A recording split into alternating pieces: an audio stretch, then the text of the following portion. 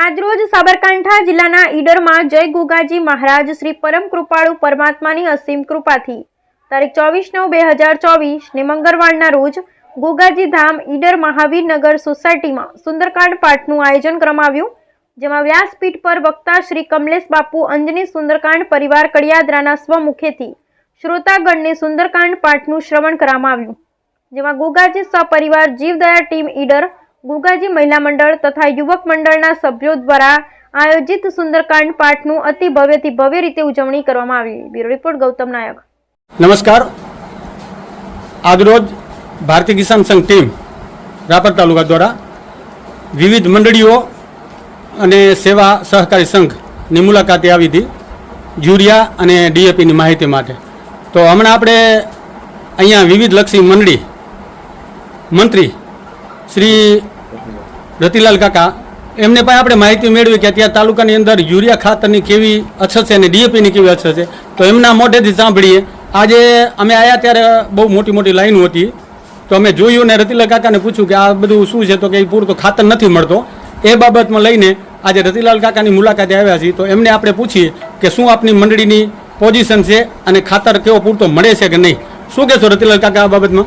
આમ તો જે અત્યારે વરસાદનું પ્રમાણ વધારે અને સતત ચાલુ રહેવાના કારણે નાઇટ્રોજનયુક્ત ખાતરની પહેલી અછત પડી છે, એટલે યુરિયા ક્યાંય પણ મળતો નહોતો। લોકો 2-3 થેલી માટે રખડતા હતા। ખેડૂતોનો ચારે બાજુથી જ્યાં મળે ત્યાં એ કે અહીંયા નહીં મળે તો અમે જાશું મોરબી બાજુ, રાપરમાં નહીં મળે તો ભચાઉ જાશું, પણ અમને યુરિયા વગર ચાલતું નથી। આજે કેટલા દિવસ પછી ઇફકોવાળા તો હમણાં આપી જ નથી, સ્ટોરેજ હતો એ છૂટો કર્યો હતો, બાકી ગ્રુપકોવાળાએ આજે કેટલા દિવસ પછી 29 ટન અમને યુરિયા આપ્યો હતો। એમાં અમે દર ખેડૂતે આધાર કાર્ડ ઉપર PSO મિશન દ્વારા 6 થેલીનું વિતરણ કર્યું। એમાં એમ માનો કે 100 ઉપર ખેડૂતોને આજે વિતરણ થયું છે અને હજુ પણ ખૂબ જરૂરત છે।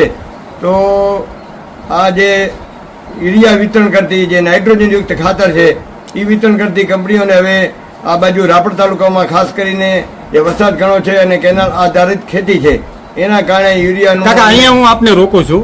એક જવાબદાર વ્યક્તિ તરીકે ભારતીય કિસાન સંઘ તાલુકા પ્રમુખની મારી જવાબદારી છે, એટલે ઘણા મને ખેડૂતોના ફોન આવતા હોય છે કે ખાતર તાલુકાની અંદર અત્યારે મળતો નથી। અને બીજો વિશેષમાં પ્રશ્ન આપણે નહીં પૂછી કાકા કે અહીંયા જે આપણે યુરિયા ખાતર સાથે અન્ય પ્રોડક્ટ એટલે જેવા કે નેનો અન્ય પ્રોડક્ટ પણ સાથે ફરજિયાત પણ આપવામાં આવી રહ્યું છે, એ બાબતમાં આપણે શું કહેશું?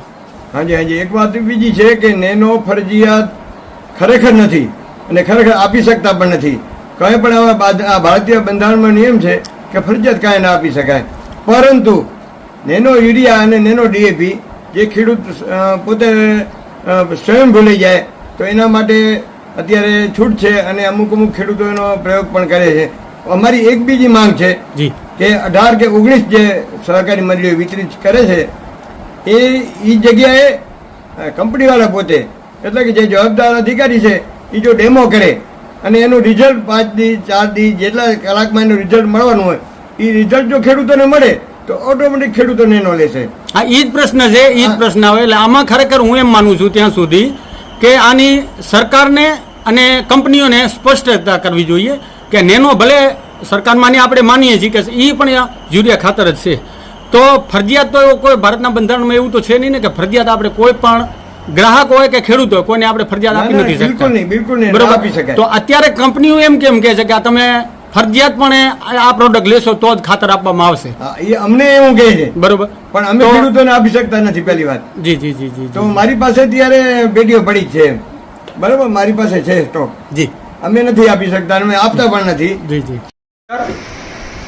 ભારતીય કિસાન સંઘ રાપર તાલુકા દ્વારા આજ ટીમ સંપૂર્ણ ટીમ આજે વિવિધ લક્ષ મંડળી અને આપણી રાપર સેવા સહકારી સંઘના મંત્રી શ્રી ભૂરાભાઈ આપણી સાથે છે। એમને પૂછીએ કે અત્યારે તાલુકાની અંદર ખાતરની કેવી પરિસ્થિતિ છે, તો એ બાબતે એમને મોઢેથી આપણે સાંભળીએ કે અત્યારે તાલુકાની અંદર ખાતરની પરિસ્થિતિ કેવી છે અને ખેડૂતો કેવા પરેશાન થઈ રહ્યા છે, એ બાબતમાં શું કહેશો ભૂરાજી?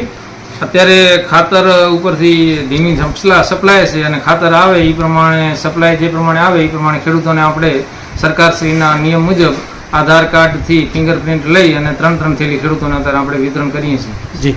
હાજી. અચ્છા, 3 થેલી દેવાનું કારણ શું? ખેડૂતોના ફોન મને આવે છે બુરાજી અત્યારે કે 35 કિલોમીટરથી દૂર ખેડૂતો અહીંયા લેવા આવે છે ખાતર. જો 3 આપણે થેલી દઈએ તો ખેડૂતોને ધર્મના ધક્કા જ ખાવા પડે ને.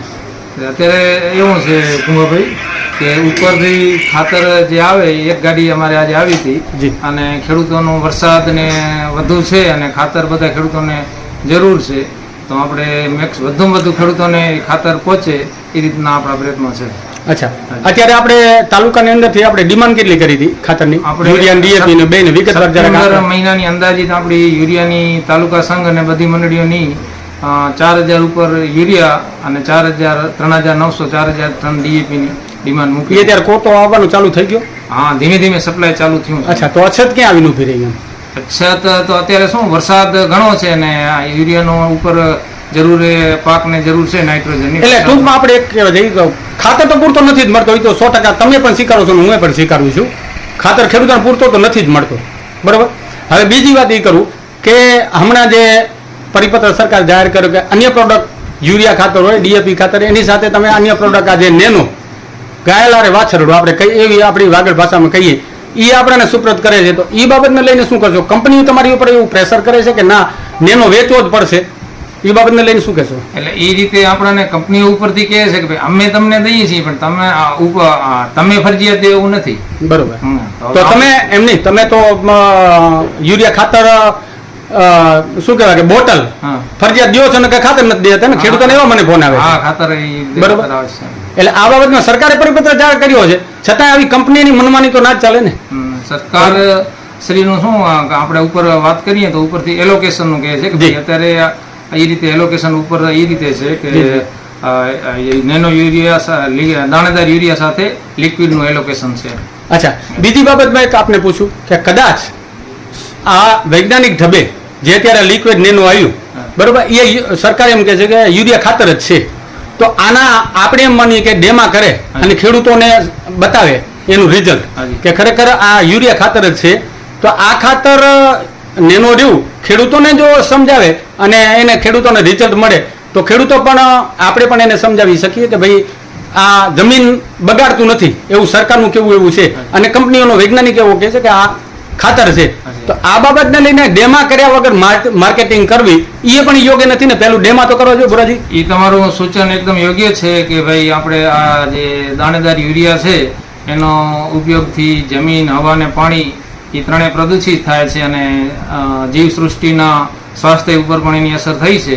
તો હવે પછી ભવિષ્યમાં ખેડૂતો થોડો દાણેદાર યુરિયાનો ઉપયોગ ઘટાડી અને નેનો યુરિયાનો ઉપયોગ કરે અને જમીન, હવા અને પાણી ને બગડતું અટકે અને સ્વાસ્થ્ય પણ જીવસૃષ્ટિનું અટકે એના માટેના આ બધા આપણે સૌ સાથે મળી પ્રયત્ન કરીએ અને આપણે પણ કંપનીને કહીએ કે જે ખેડૂતોને ગામો ગામ ડેમા કરી અને એમને વિશ્વાસમાં લે અને એનું રિઝલ્ટ બતાવે. અચ્છા, આ બાબત